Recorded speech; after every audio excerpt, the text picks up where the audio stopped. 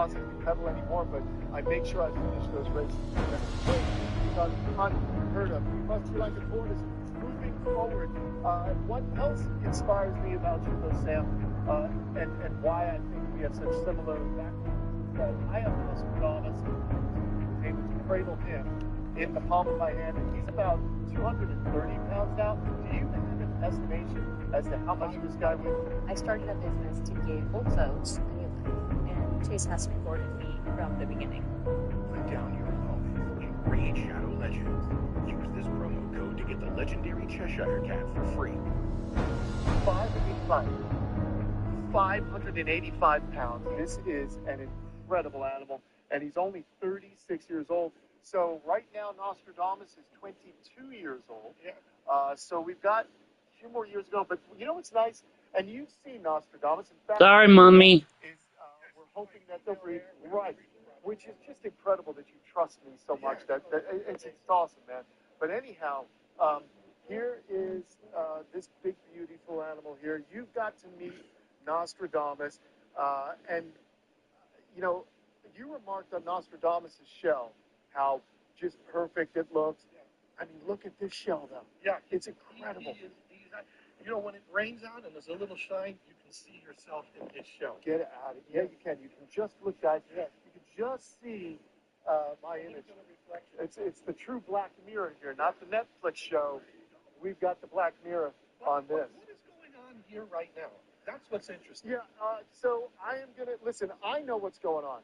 And I don't want to come off like, you know, Mr. Know-It-All here, okay? What do you guys think was going on? Comment below. Why is he kind of stretched out like this? Tell us, Sam. Well, most of us realize right now this is a form of finches and the symbiotic relationship with the finch that comes from the islands that the giant tortoises come from. And it's because they allow the birds to pick all of those parasites out of their skin. The symbiotic relationship, the birds benefit, the tortoises benefit, they get rid of the parasites. And what happens is, when they feel that stimulation, they'll stand up and freeze. Okay. But that's not the end of it. No, it isn't. Because what you're seeing here is a form of intelligence. And that's what I want to talk about. Intelligence. You know, our understanding of our perception of intelligence tortoises is all screwed. It's all wrong. Because we use intelligence in reptiles with them having a small brain. So we say they have a small brain, they have a small cerebral cortex, which means they don't have a lot of thought processes, what we even call a primitive reptile brain. And finally, we're figuring out we're wrong. It's not what it's about. Because if you look at parrots and birds and everything, they have a small brain. So what's the difference? The difference is the density of the neurons that are in that brain. And the same thing is true in tortoises.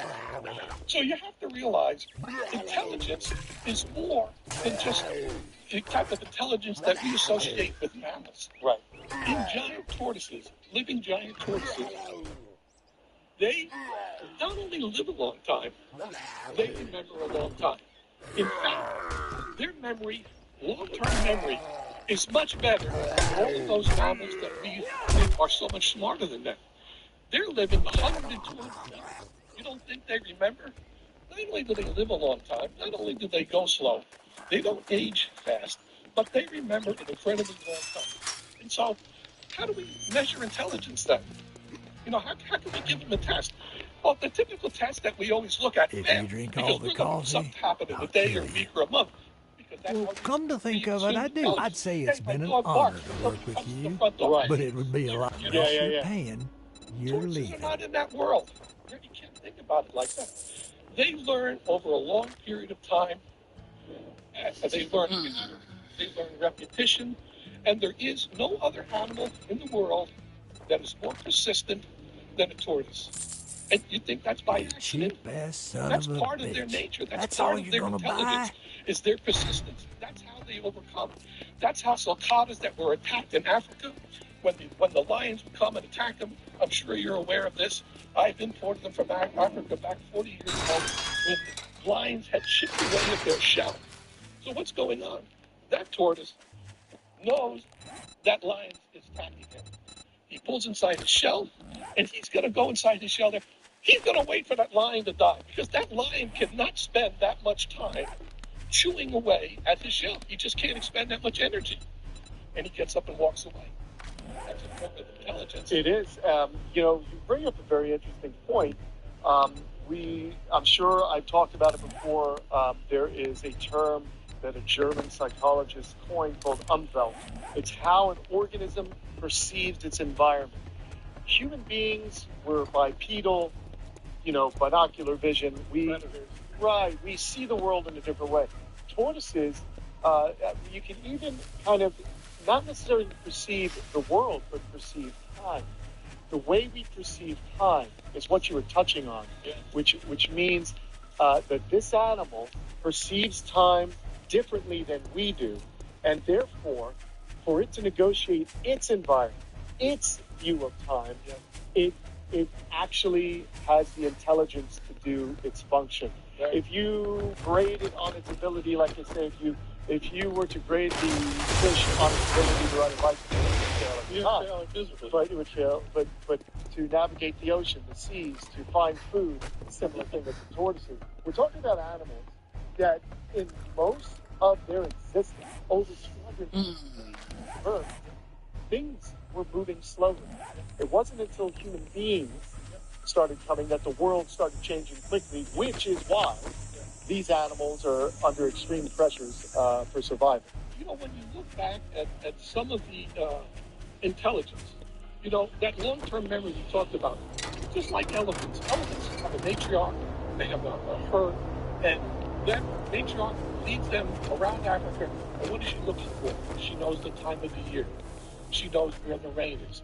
She remembers for 10 and 20 years where she has to go, where she has to walk to, where their foods are going to be. The same thing exists. You can't live for 200 years. This organism cannot live for 200 years and not have a sense of what the heck it's doing. It would never have survived 200 million years if it didn't have that level of intelligence. I agree. That we complete this count. That's the thing. We're just this like a zero. That doesn't matter. No, it does matter. And so, a little action here. So the other thing is, this is Oliver. Man, Oliver's a big one too, man. Yeah, he's I don't understand. Every day I come out here, he gets bigger. He's just enormous. He's bigger than 600 pounds. And the other thing I want to just show out real quick. Look at what he is. He's what we call a split skew. Oh, yeah. And what's funny today is, everybody talks about they're buying tortoises because of shell condition and everything, and there are other people that are under the assumption, if it's not perfect, right, I don't want it. That's ridiculous. And see this animal, and it says, focus is going up. I don't like it. It's not a split skew. It's meaningless, totally cosmetic. Makes them a little bit different. I love it. We were talking about the intelligence. The thing about intelligence, and I've touched on this in another video, is there's also emotions in these animals. There's reptilian emotions that the scientists are finding out about. Sam, I know you know what I'm talking about. These animals feel sadness, they feel happy, they feel pleasure. You've seen that. What do you think the evolutionary advantage is for emotion?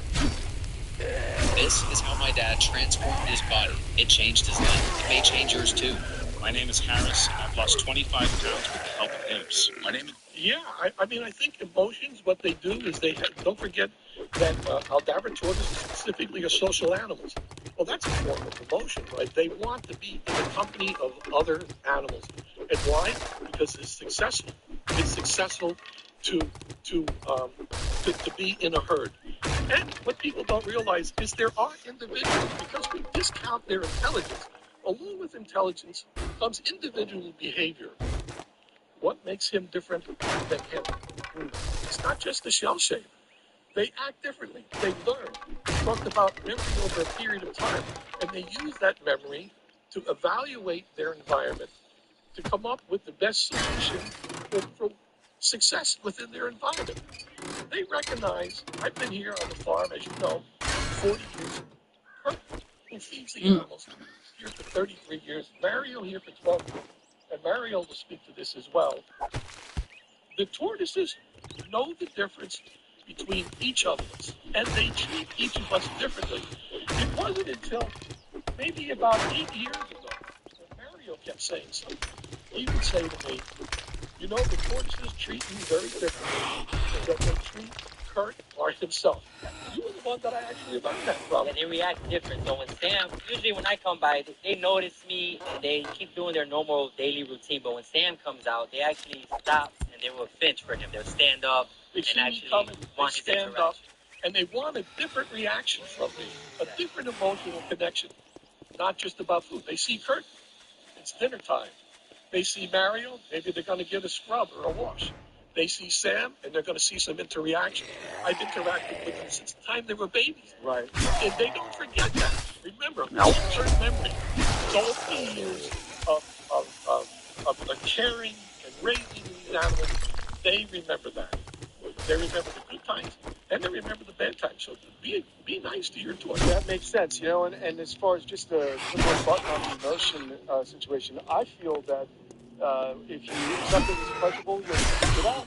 So if food tastes good, you know, this food is good to eat, continue to look for that. It gives them a reward, you know. If breeding feels good, they'll be enticed to breed. So that's kind of the evolutionary reason we've developed these emotions. They motivate us to get through the day.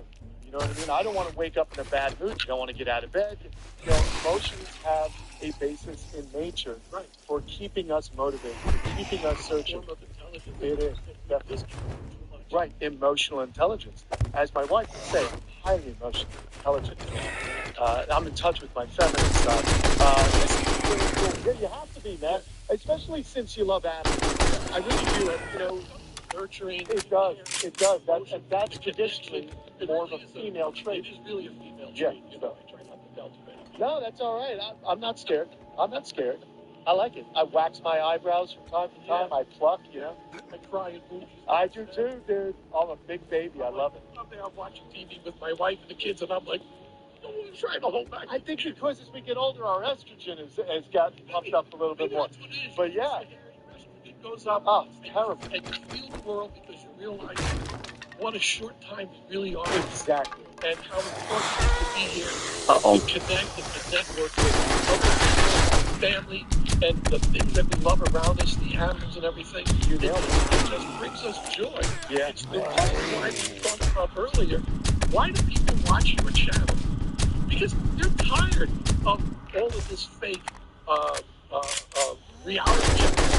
And then you find, even in the game shows, they started doing this stuff that was back in the 60s and the 70s when these guys would win the game shows, and then we find out years later it was all staged. It's all staged, yeah. And so much of that is staged. You're tired of seeing fake. Yeah. I'm tired of seeing fake. It's so I sit down and I watch Kenan, and it's just something I'm going to sit down, I'm going to enjoy the program for 30, 40 minutes. Sometimes I'm going to have an emotional connection, and sometimes I'm going to learn something. And man, there just isn't something better than that reality, you know. And then from my perspective, and Laura and the kids present, thank you for what you do. Well, you're really the guy seek you that guys puts out. the cherry on top of the whole thing. Really. He's very kind to me. But this is why we have a love for each other, because, you know, it's just good to be with like-minded people, right? Yourself, Mario. You know, I was just going to add something that I've realized, you know, when I've gotten to a certain age, bless you if you're young and you figure this out, but as I got older, I know what it is to be alive. I know what it is to struggle, to pay those bills. So at a certain level, you don't want to see pain. You know what it is. And so you no longer are flippant about it. Yeah, you understand. It's emotional intelligence, and you only get it from being alive on Earth. So I really think an animal, tying this all back into animals, because I'm 51, and I finally attained some kind of emotional intelligence. Imagine the intelligence that we get 230 years old, 250 years old. You know, they may not be trying at root, but they certainly have seen the struggles. And that's what always impressed me about reptiles in general. Yeah.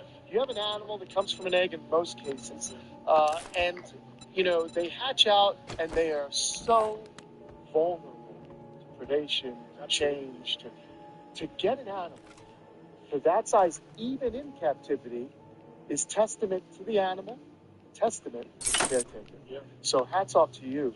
I think now is a really great opportunity for us to go and see some of the things that Sam has, and you actually have them. Yeah, I just want to add one thing.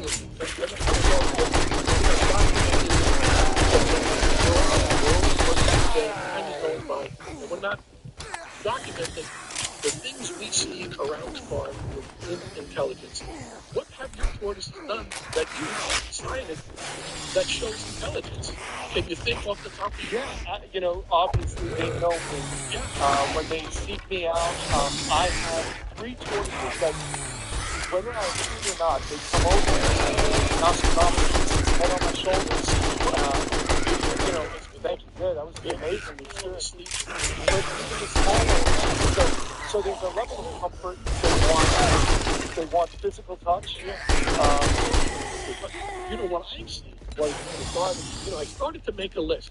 Because I said, geez, I started thinking about this intelligence and how we've had it wrong, science had it wrong, we've had it wrong for so long. Then I started to realize they do a lot of things. And I just because in their life, it's so long. But my life is so short, and we don't tend to write those things down and to chronicle those things in our mind that they happen. I'll give you an example. Cecil, for instance, right? In this yard, for so long, there was no divider. It was a fence with a gate that was through. You see the right to the side of the lamb, right to the side. Yep. Right? There was a gate there. I didn't go through that gate, I don't know, for 15 years.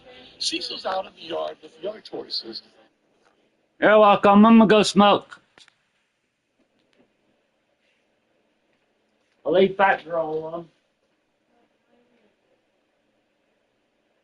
4:31.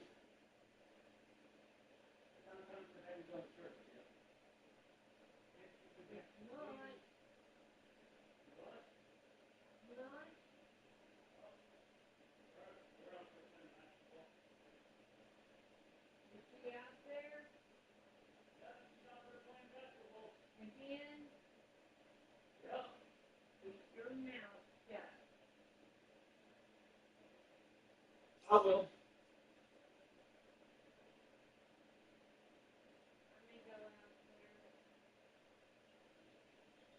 I'll keep my mouth shut.